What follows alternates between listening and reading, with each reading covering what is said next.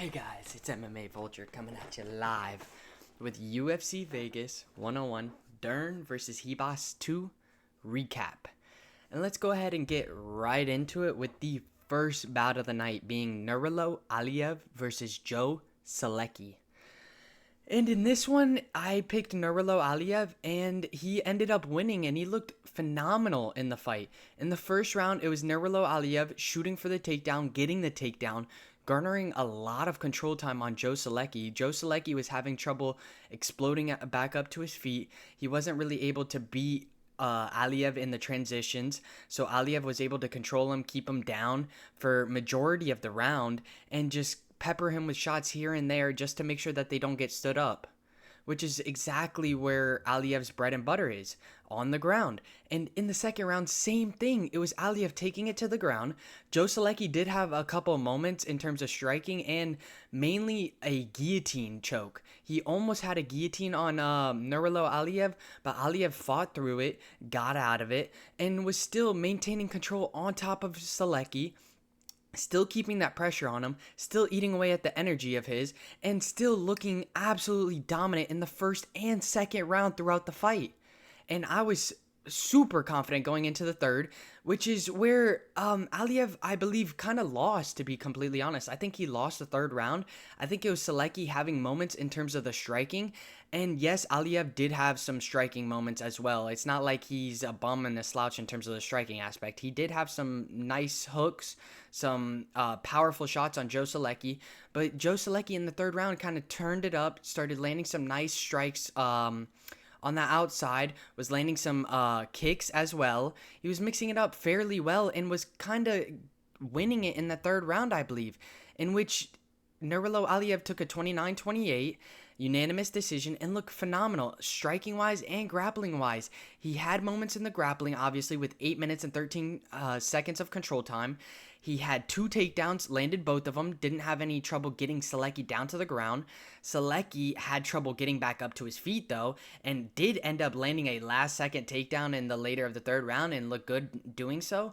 But again, this was just a case where it was just too much for him in Nurullo Aliev. Not only that, he took it on short notice, so you got to give him props on that side of things.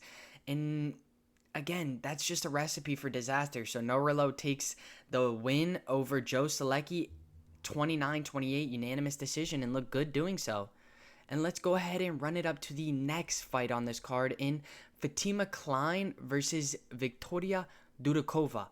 And this one's an interesting one because Kline actually ended up getting a technical knockout over Victoria Dudakova. And Dudakova was pissed. She ended up slapping her coach in the face after the fight. If you guys didn't see that video, it's up on my channel. But she ended up slapping her coach in the face after taking an absolutely dominant loss. She had 4 strikes, as you guys can see, to Fatima Kline's 42. Fatima Kline was absolutely bodying her.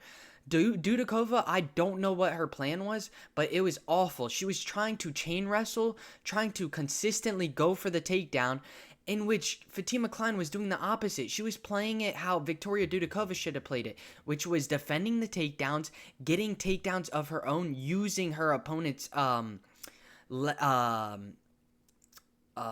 mistakes, if you will, to her advantage. As she was being super overzealous in taking her down, Fatima Kline found some openings, took her down herself, garnered that control time. As you guys can see, she has 6 minutes of control time. She was absolutely dominating Dudakova on the ground, landing some nice elbows in the mix of it, and looking absolutely insane. To be completely honest, she really looked like a negative 850. At the beginning, we were all like, oh, these are insane odds, myself included. I mean, I'm like, these are absolutely ridiculous in terms of odds.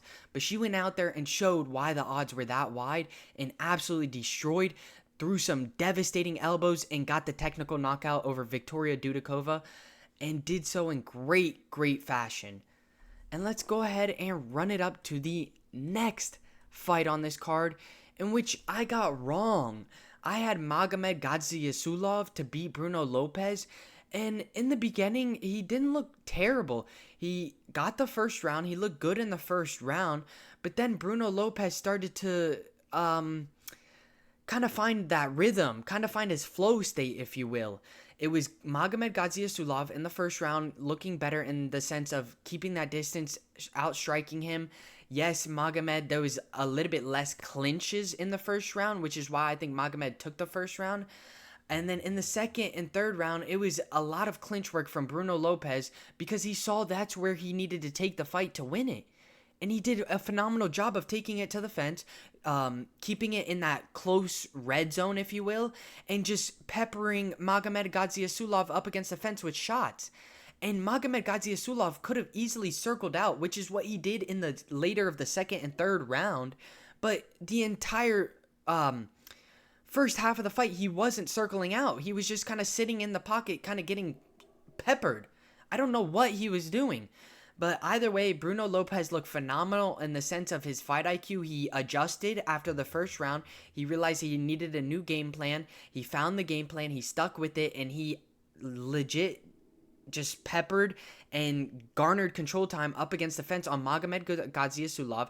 Landed some nice elbows in close. Landed some nice hooks in close. And got the better of him in a 29-28 unanimous decision. I was very surprised by this. I really thought Magomed Gadzhiyasulov would have the clear-cut grappling advantage, but no, he couldn't get a takedown. As you guys can see, 0 of 3 for takedowns, so his grappling was not there at all. Bruno Lopes has 9 minutes of control time with 5 of 14. Yes, obviously it was tough to get him down, but either way, he made it happen, and he found a way to get Magomed in his grasp, which is absolutely insane to me. But if you had Bruno Lopes, good shit to you. I had Magomed Gadzhiyasulov, and Bruno Lopes got the better of him in a 29-28 unanimous decision. And let's run it up to the next fight, which is a women's fight, in which I had Caliari. I was wrong again. I thought Caliari was going to be able to land a takedown and be able to garner some control time and even be able to fare well in the striking department with Ernesta. But I was completely wrong. Ernesta did exactly what she needed to do, which was maintain distance, strike from the outside. The other thing that she needed to do was stop the takedowns from Caliari, which she did phenomenally. Her grappling is actually really, really good. She has phenomenal defensive grappling. She looked good in the sense of her striking as well, picking apart Caliari and landing the stronger shots as well, I believe, because Caliari was throwing hooks and she was landing a couple, but Ernesta was just eating them and walking through them, to be completely honest. I think the power difference was definitely on Ernesta's side. Not only that, the grappling side of things was just not working for Caliari. She could not take her down. She could not even come close to really taking her down. Yes, she has 3 out of the 14, but those 3 were so hard for her to get her down. And when she did get her down, it was probably maybe for 20 seconds. Ernesta would just pop right back up to her feet with her explosiveness and just start landing at will with her striking right after. And that's why Caliari ended up losing a split decision loss to Ernesta in a 29-28 fashion. And let's go ahead and run it up to the next fight, in which was an absolute banger. If you guys didn't see this fight, you better go back and watch this shit. This was an insane fight. You had Jacobe Smith early putting on the pressure. Preston Parsons was having a little bit of success landing some strikes, but then Jacobe Smith lands a 1-2, a right, and then follows it up with a left hook that lands flush on Preston Parsons' chin and puts him straight out cold. And then Jacobe Smith starts following it up with hammer fist, and then the ref calls it, and Jacobe Smith flies in the air, does his viral celebration, if you will. But dude, an absolutely devastating knockout for Jacobe Smith. Oh my god, I was absolutely hyped after seeing that knockout. It was such a clean left hook to the chin of Preston Parsons, and I just did not expect it, to be honest. I knew that Jacobe Smith was a great up-and-coming prospect, and I knew he could end it by knockout. I just didn't see it coming this early into the fight.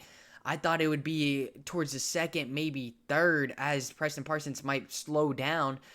But no, Jacobe Smith found the chin early and clipped Preston Parsons for the knockout in the first round. and looked absolutely phenomenal. He is a great up-and-coming prospect that DC even talks about, and I really think that Jacobe Smith is going to do wonders in this welterweight division. So definitely keep an eye on him. And let's go ahead and run it up to the next fight, in which I got wrong again on this one. I was right on the previous one, but wrong on this one, in which I had Trey Ogden. And this was actually, just like I said, a tit-for-tat, very close fight, coming down to the wire, to be completely honest. Coming down to the last few minutes, last few seconds of the fight, in which it was Moises looking good in the first round. He was out grappling, my apologies, Trey Ogden. He was garnering control time on him. He was maintaining control of him. He was doing a phenomenal job in terms of the grappling sense. Even striking, he had a couple moments on Trey Ogden, but really it was Trey Ogden having the better striking moments and keeping it on the feet. He did phenomenal in terms of defending some of the takedowns. Not only that, he had moments. He honestly had the fight. It was 1-1 going into the third. I think Ogden had really good moments in the first and second, and it was 1-1 going into the third. And I think that Ogden made a minor mistake in the sense of trying to kind of clinch, in which Thiago Moises ended up taking him down off of it and garnering control time the entire third. And I feel like he made a similar mistake in the second, giving Thiago Moises the gap to kind of take him down to the ground. Trey Ogden had this fight in his hands, to be completely honest. He had moments, he was looking good. It's just he made a few minor mistakes that ended up leading Thiago Moises into a takedown and being able to maintain control of Ogden the entire time and looking good. I mean, Ogden really was getting absolutely pummeled when he was on the ground. But other than that, on the feet, Trey Ogden looked good. But again, Thiago Moises took it to where he had the complete advantage, which was the ground. Got the 7 minutes and 30 seconds of control time. Landed some nice elbows while he had top position on Trey Ogden. And got the unanimous decision 29-28 and looked good in doing so, to be completely honest. I mean, I had my doubts on Moises, but he proved me wrong and got the win over Trey Ogden. And let's go ahead and run it up to the next fight on this card, in Marco Tulio versus Ihor Potieria. And this was a great fight. I mean, I expected this one to end early. I knew Marco Tulio was going to go out there and beat the crap out of him. I mean, Potieria came in overweight, so that is something to note. I mean, he was slower. He just didn't look himself. Not only that, he just couldn't really land on Tulio. He was having trouble finding the chin of Tulio. Tulio, meanwhile, was able to blitz, enter, and exit the pocket at will. Was able to land with ease, to be completely honest, and ended up clipping Potieria. He clipped him, laid him down on the ground, then followed him up to the ground, started landing some ground and pound, and landed a brutal right hook. Right hook that ended up flattening Potieria, and they called it right away. Marco Tulio looked absolutely phenomenal. He was pushing the pace. He was making Potieria fight off of his back foot. He was blitzing him at moments and catching him off guard, and ended up finding the knockout shot, dropping him, followed him up to the ground, and finished the fight. And he looked phenomenal. I mean, dude, at this division, I think Marco Tulio is going to be an absolute menace, to be completely honest. This middleweight division definitely has to look out for Marco Tulio. He has a lot of first-round finishes, and they are all in devastating fashion. So he is somebody to definitely look out for. And let's go ahead and run it up to the next fight, in Jose Johnson versus Felipe Boons. And man, oh man, was I wrong on this one. I was surprised, to be completely honest, how it went down. Because Jose Johnson actually looked really, really good in the start of this. His striking was looking crisp, clean. He was entering and exiting the pocket really well. His head movement was good. Felipe Boons was kind of having a little bit of trouble finding him. But eventually they tie up. Felipe Boons finds where he has the ultimate advantage, which is on the ground, finds the arm of Jose Johnson, and gets the armbar finish over Jose Johnson. I don't know what Johnson was thinking, but he made a subtle mistake, and Felipe Bunes took full and utter control over it and got the arm bar finish over him and looked good. I mean, dude, Jose Johnson is the tallest flyweight in the division, and he got armbarred and looked absolutely terrible in that fight. I don't know. At first, he was looking good, but then he just made a few subtle mistakes, like I said, and just gave it up. And Felipe Bunes took full advantage of it and found the submission finish. And I got to give him props, man. I really thought Jose Johnson was going to beat him. I thought with the long frame, he would definitely have a full striking advantage. But Felipe Bunes finds the submission and gets it done. And if you had Felipe Bunes, good shit. Because I definitely did not think he was going to win this. And let's go ahead and run it to the main card opener in Punahil Soriano versus Yoros Medic. And I was on the Yoros Medic side, and I was even thinking about pick flipping. And I ended up not pick flipping because I thought that there was a route for Medic to win this. But I did think that Punahil did also have a way of winning this. And by no means did I think it was going to be like this. Punahil ends up knocking out Medic in a devastating fashion. You have Medic, who has relatively good movement, was trying to circle out, but in doing so, he kind of went backwards before circling out, kind of going backwards like this, leaving himself wide open, and Punahil lunges forward with that hook, lands it flush on Yoros Medic's chin and puts him clean out and follows him up to the ground, starts beating the crap out of him on the cage, and ends in knockout. I mean, he knocked him out. Yoros Medic was completely knocked out. I mean, Punahil's strength is insane. His power is insane. He is a very good striker, to be completely honest. He was looking good on the feet with Yoros Medic. I thought Yoros would be able to keep up with him, be able to have some striking moments himself. But no, it was Punahil ending him early, kind of blitzing him, finding that hole in his game in the sense of him going straight back instead of circling out, and catching him with that right hook and putting him straight down on the floor. And then following him up. Great job by Punahil Soriano. If you were on that side of things, good shit, because I almost pick flipped to him, but I ended up sticking with my gut, sticking with Medic, and I was wrong. So Punahil ends it with a vicious right hook that puts Yoros Medic out. And let's go ahead and run it to the next main card fight in Christian Rodriguez versus Austin Bashi, my lock of the week. I mean, there's nothing more I could say. You can hear it in me. I mean, I had Austin Bashi as my lock of the week, and I thought that he was a lot different than Raul Rojas in terms of grappling. I thought he would have a lot better of grappling than Raul Rojas. Wrong. In terms of striking, I thought he would be able to outstrike and be able to kind of find his rhythm in terms of in and out of distance, maintaining that distance, kind of peppering Rodriguez with shots, using that stiff jab of his, also finding the takedowns in the midst of his striking, which he wasn't able to do, which is why he lost. Christian Rodriguez has stellar takedown defense. Stellar takedown defense. I mean, Raul Rojas couldn't take him down really much. Austin Bashi couldn't take him down much. 3 of 18, as you guys can see, had a lot of trouble getting him down. Then when he got him down, Christian Rodriguez was able to scramble and end up on top of Austin Bashi almost every time. It was insane. His reversals are absolutely insane. Reversals, scrambles, whatever they were. He ended up on top and ended up beating Austin Bashi in devastating fashion. He was outstriking him. He looked good in the striking. He was quicker. He was able to use that stiff jab of his on Austin Bashi, which Austin Bashi really couldn't see coming at all and wasn't really able to adjust to it either.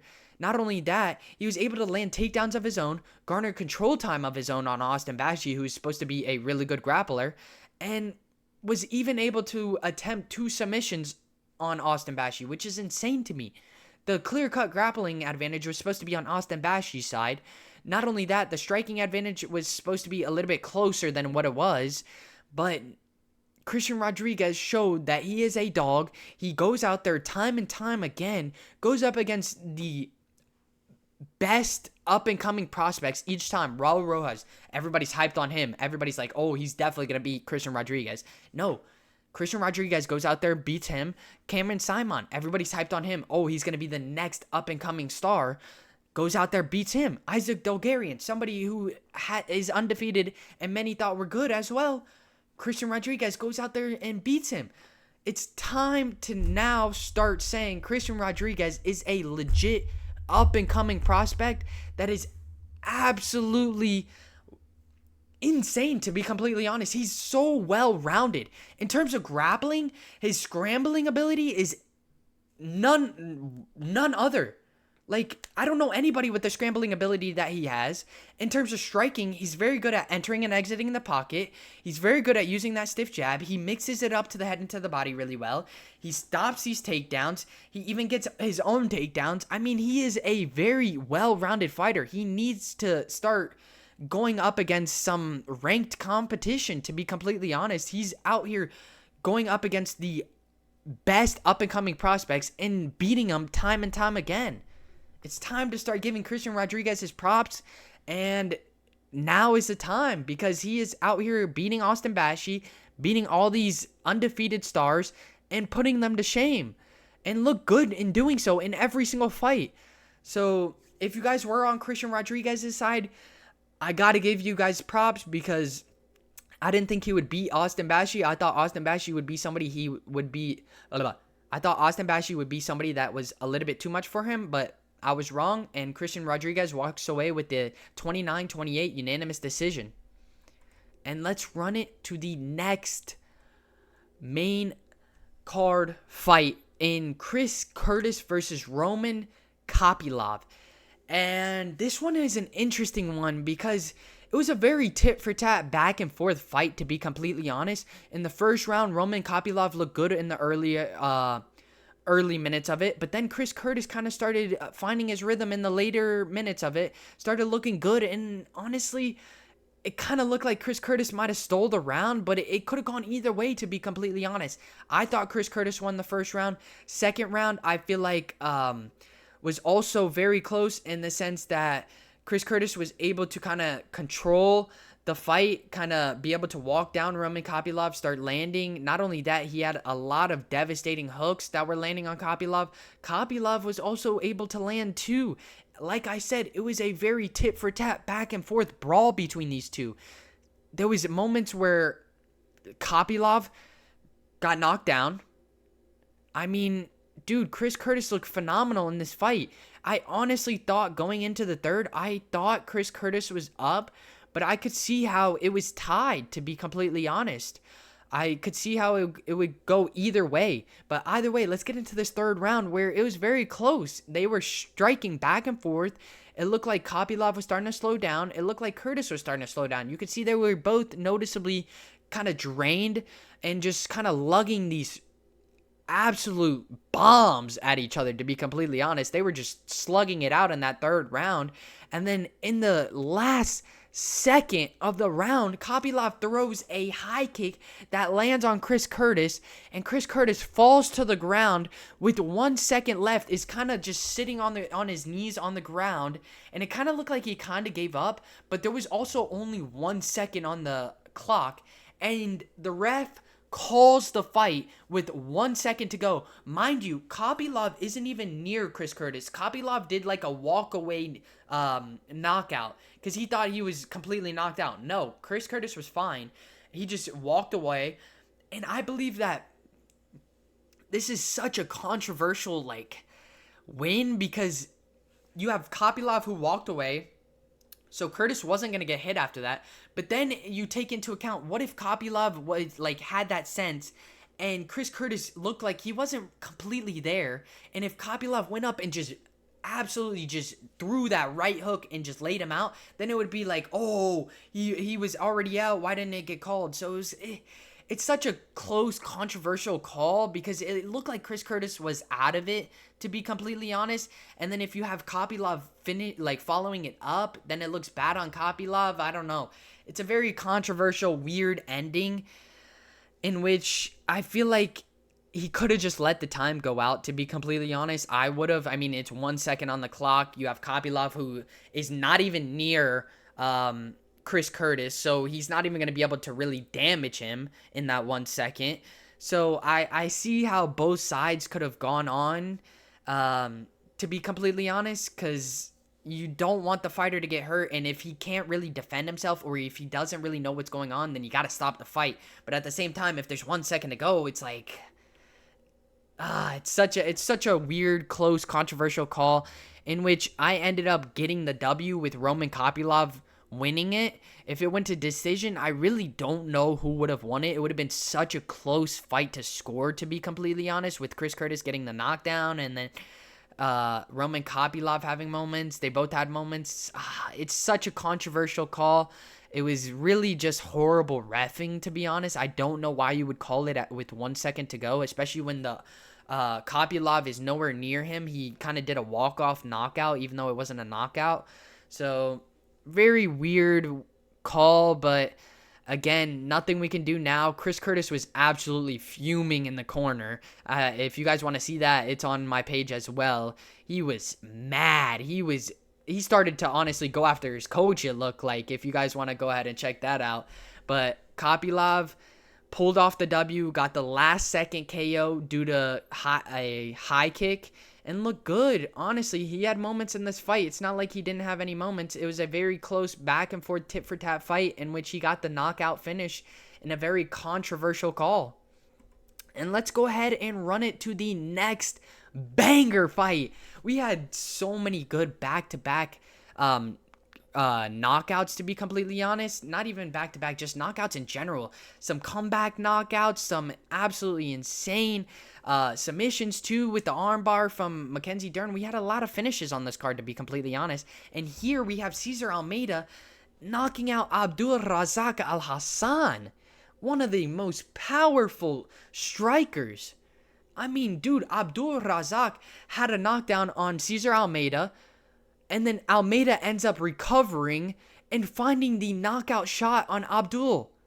It was absolutely insane because as they're striking, you could see Abdul is starting to find his rhythm. Cesar, being patient as always, kind of comes in. Abdul lands a right hand, puts Cesar Almeida down. Cesar does a phenomenal job of getting back to his feet, recovering, and ends up finding a knockout shot on Abdul because Abdul was being a little bit overzealous. Like I said, he tends to be. He tried to go for the finish and left himself wide open for Cesar Almeida to land a left hook on him and put him flat out. He went cold as a plank. Like he was out cold. And Cesar Almeida was hyped. I mean, this was a big comeback W. I mean, Abdul Razak looked phenomenal. He had control time over Cesar Almeida. He had some nice striking, some nice shots over Almeida in the sense that he knocked him down. He had a few powerful shots that landed on the chin of Almeida. And you could definitely tell it definitely affected Almeida. But Almeida stayed to his guns, sticked with it, made sure that he didn't get too overzealous like Abdul did, and found that perfect strike in the mix of Abdul trying to overzealously go for the finish, and lands that brutal left hook and knocks out Abdul in devastating fashion. Let's go. Cesar Almeida was my pick, and if you had him, good shit. And let's go ahead and run it to the co-main event of the evening in Santiago Ponzinibbio versus Carlston Harris. And in this one, I had Santiago Ponzinibbio, and man, oh man, was I worried. I mean, dude, there was multiple knockdowns from Carlston Harris to Santiago Ponzinibbio. Ponzinibbio landed some knockdowns of his own on Harris. It was a very tit-for-tat fight as well. This was an absolute brawl, like a back-and-forth brawl. This was, like, if you go to a bar and see this, you're going to see these two throwing down. You had Carlston hitting with, like, this side of his fist, not even his full fist, the edge of his fist. And then you had Santiago Ponzinibbio having moments of getting knocked down and recovering really, really well. He recovered insanely well. He ended up making it past the first round after getting knocked down. Second round, got knocked down again. Still recovered really well. Third round comes, still back and forth brawling it out with Carlston Harris, and finds the knockout shot on Carlston Harris. Never have I seen somebody get so many knockdowns. Like, Carlston Harris got so many knockdowns on Santiago Ponzinibbio and still ends up losing because Ponzinibbio is a dog, is tough as nails, and finds a knockout on Carlston Harris after recovering from all the knockdowns that Carlston Harris did to him. Absolutely insane fight. Oh my God. I can't even describe how insane it was. You have two people who are relatively old, throwing down, banging it out, literally no grappling in the mix, to be completely honest. I mean, Carlston Harris was trying to go for takedowns, failed every single one of them. But really, it was just a striking fest, back and forth, tit for tat, where Santiago Ponzinibbio showed how durable he was and put his opponent's lights out and did it in devastating fashion after getting knocked down multiple times. Good shit to Santiago Ponzinibbio. Tough and durable as nails. And let's run it to the main event. And if you guys haven't, make sure you guys hit that like and subscribe button. And let's get right to this main event in Mackenzie Dern versus Amanda Ribas. And I was wrong on this one. I had Amanda Ribas. I thought she would do a lot better than she did.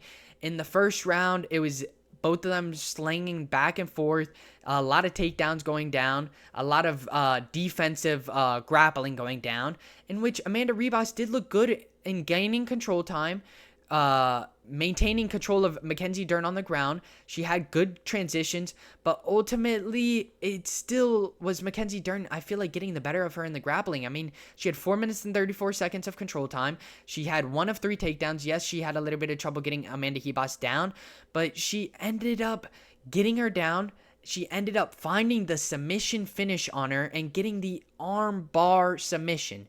And it looked good. I mean, Mackenzie Dern was a underdog, in which I thought Amanda Ribas was going to win it via decision. I thought it was going to be a close fight, which it was. It was a close fight. It was a very tit-for-tat, going back and forth fight. Both had moments in the grappling. Both had moments in the striking.